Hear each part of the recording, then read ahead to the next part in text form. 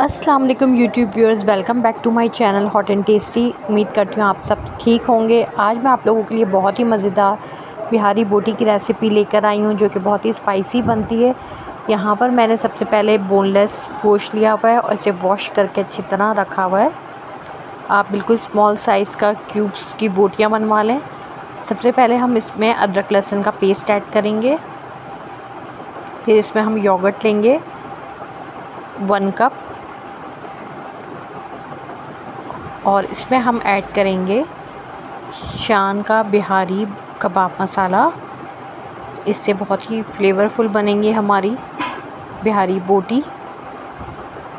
और इसमें जो है साथ ही हम ऐड कर देंगे meat tenderiser powder 1 to 2 table spoon आप 1 kg में यूज़ कर सकते हैं। इससे बहुत ही टेंडर हो जाएगा हमारा गोश्त। अब हम इसको अच्छे से मिक्स कर लेंगे। ये आप मैरिनेट करेंगे कम से कम 4 to 5 आवर्स कर सकते हैं, लेकिन मैं ओवरनाइट मैरिनेट कर रही हूँ। और ये बहुत इजी पीजी रेसिपी है, इसलिए कि इसको आप स्टोव पे भी बना सकते हैं। ज़रूरत नहीं है इसमें आप ग्रिल करें। तो अब हम इसे मैरिनेट करने के लिए रख देते हैं। ये देख सकते हैं हमारा गोश्त बहुत अच्छे से मैरिनेट हो चुका है।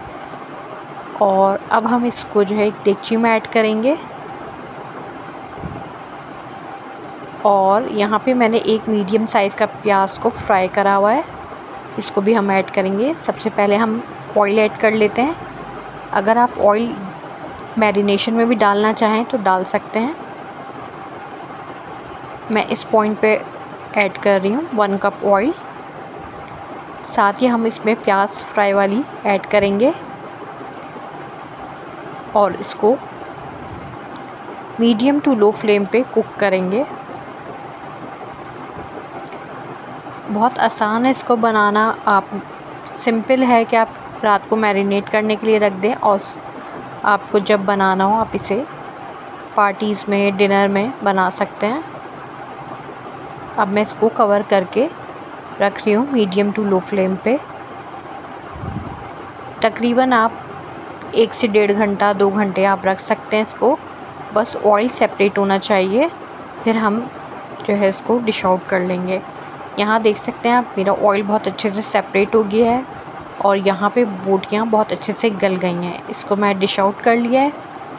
इसको आप सर्व कर सकते हैं रायते के साथ, इमली की चटनी के साथ, प्याज के साथ। उम्मीद है आपको मेरी वीडियो पसंद आई होगी। पसंद आए तो लाइक करें और मेरे चैनल को सब्सक्राइब करें। Thank you. अल्लाह हाफ़िज़।